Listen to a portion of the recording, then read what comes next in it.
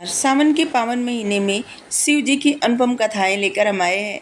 इसका पहला भाग अपलोड किए हैं और उससे आगे। इंद्रदेव ने कामदेव को बुलाकर कहा, मित्रवर, मैं तुम्हारी सहायता लेना चाहता हूँ।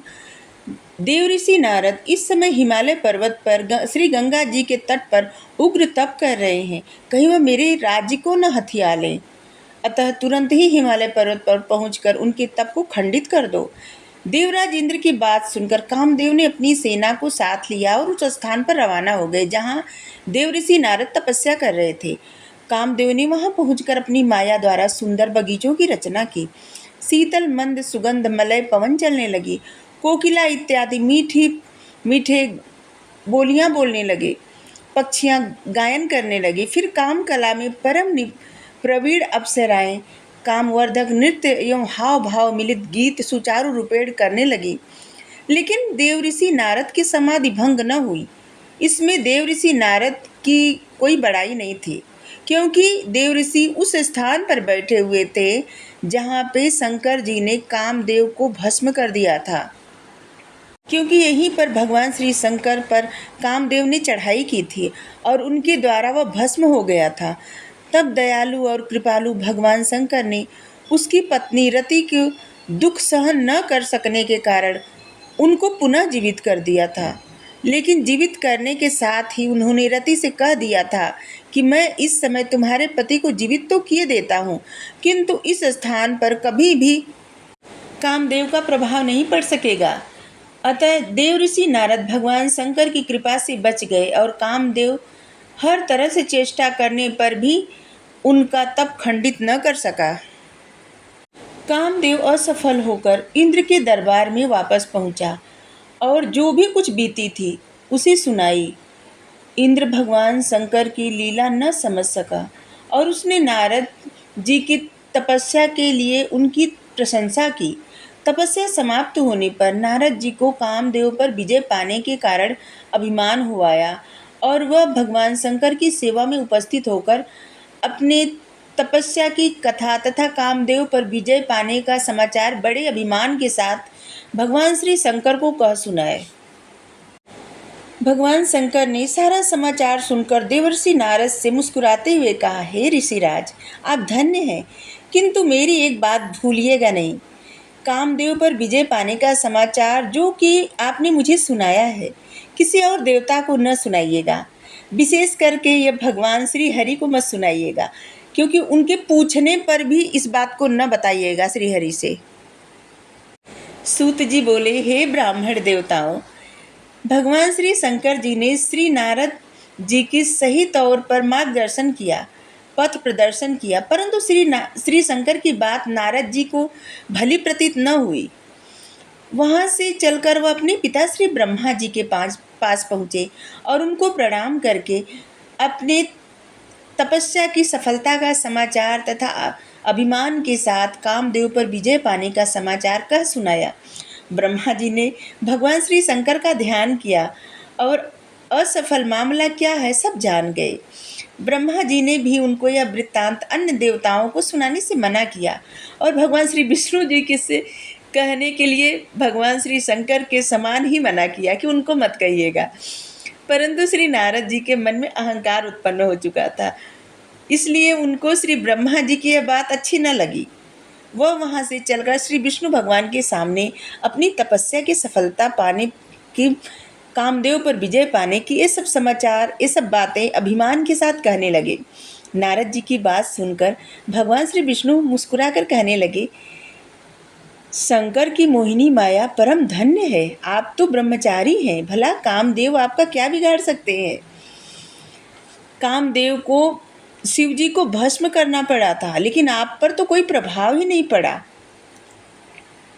भगवान श्री विष्णु की बात सुनकर नारद जी बोले, हे प्रभु, यह सब आपकी कृपा का फल है।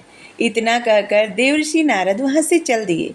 उसी समय भगवान शंकर की माया ने उनके मार्ग में एक सुंदर नगर रच दिया।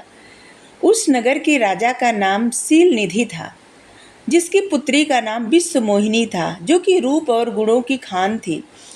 जहाँ कहीं अपनी इच्छा से घूमने वाले देव ऋषि नारद जब उस महानगर में पहुंचे तो मालूम हुआ आज महाराजा शीलनिधि ने अपनी राजकुमारी विश्वमोहिनी का स्वयंवर रचा है। और वहां पर उस दिन संसार के कोने कोने से राजा महाराजा आए हुए थे। उस नगर में पहुंचकर जब देव ऋषि नारद ने स्वयंवर का समाचार सुना तो वह भी राजा के महल में जा पहुंचे। राजा ने श्री नारद जी का आदर सम्मान किया। राजा ने अपने सिंहासन पर से उठकर नतमस्तक होकर प्रणाम किया और अपने सिंहासन पर उनको बैठाया। राजकुमारी विश्वमोहिनी को देखते के साथ नारद जी उन पर मोहित हो गए और उन्होंने उसके शरीर और लक्षण को जान लिया कि इस देव सुंदरी का वर अजर अमर और अविनाशी होगा। अभी आगे आपको पता चलेगा कि क्यों ऐसी कुंडली थी विश्वमोहिनी की। देवऋषि राजकन्या का आशीर्वाद लेकर वहाँ से चल पड़े।